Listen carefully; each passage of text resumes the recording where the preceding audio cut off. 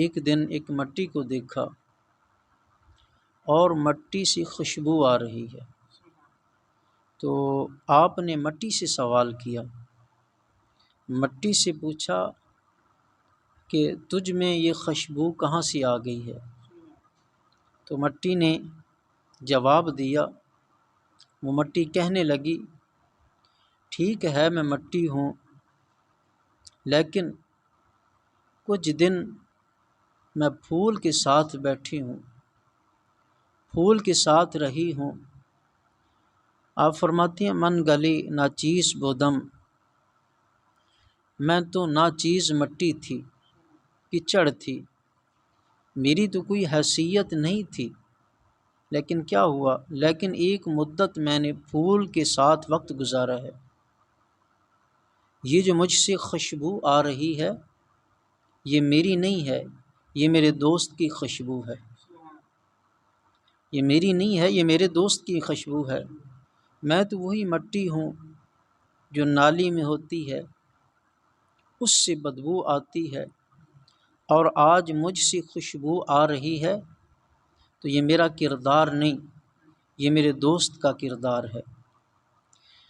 جس نے مجھے خوشبو والا بنا دیا ہے۔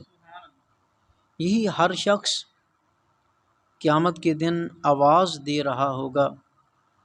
جس نے کسی کے درس کو سن لیا، کسی کی صحبت میں بیٹھ گیا،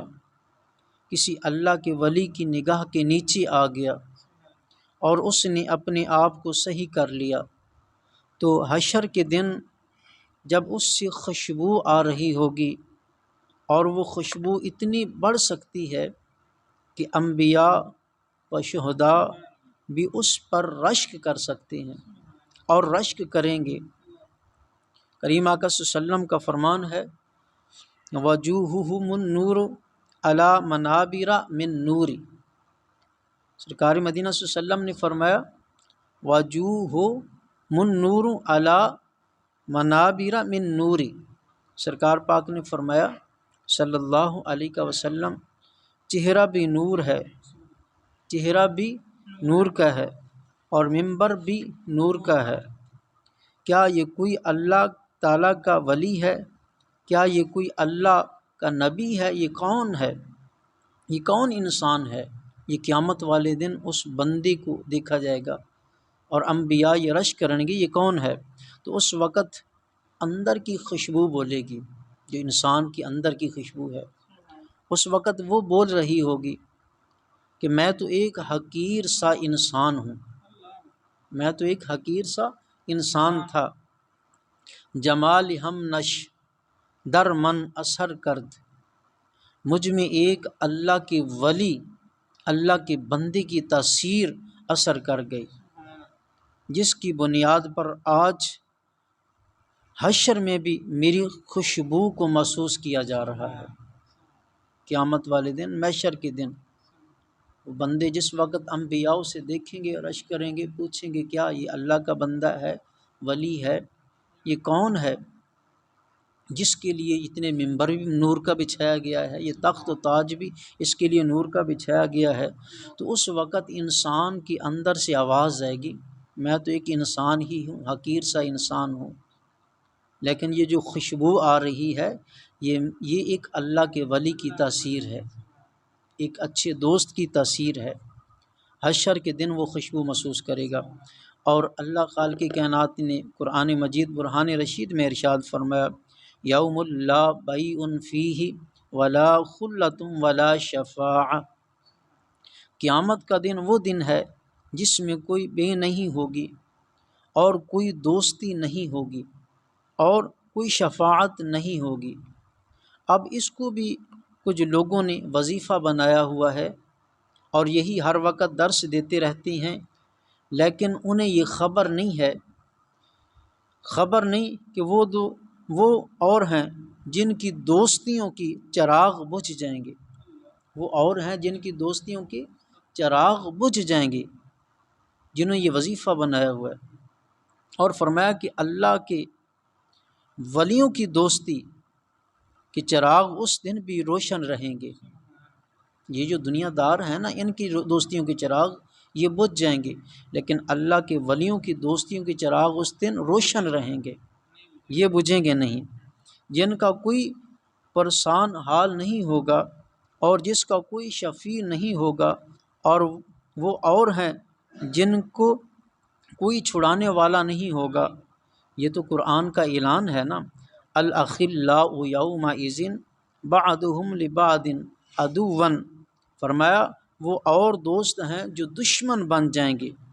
وہ اور دوست ہیں جو دشمن بن جائیں گے۔ پھر آگے فرمایا الا المتقین، مگر جن کی دوستی کی بنیاد تقوی پر ہے، یہ دشمن نہیں، اس دن بھی دوست ہی رہیں گے۔ جہاں معاہدے معیار بدل جائیں گے، نقطہ بدل جائے گا، سبب بدل جائے گا،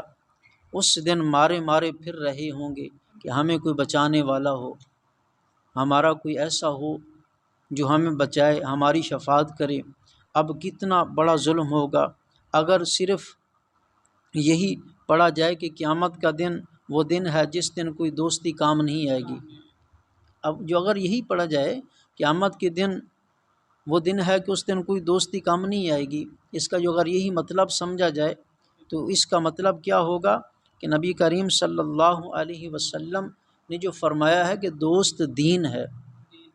تو آگے اسی آیت میں آخر میں اللہ خالق کائنات نے فرمایا الا المتقین الاخلاء یومئذ بعضهم لبعض عدوا، کہ فرمایا اور وہ دوست اور ہیں جو دشمن بن جائیں گے، الا المتقین، مگر جن کی دوستی تقوی کی بنیاد پر ہے، جنہوں نے اچھے دوست چنے ہیں، دیندار دوست چنے ہیں، تقوی والے چنے ہیں، ان کی دوستی قیامت کے دن وہ نکھر جائے گی۔ وہ اس دن اپنے آپ فخر محسوس کریں گے کہ ہمارے یہ دوست ہیں، اور وہی دوست ان کی شفاعت کریں گے، اور اس دن وہ اپنے ساتھ وہ جنت میں لے کے جائیں گے۔ یہ ہے دوستی۔ تو ہمیں بھی ایسا دوست بنانا چاہیے، اچھا دوست جو دیندار ہو، جو تقوی والا ہو، جس سے دین کی خوشبو ہے،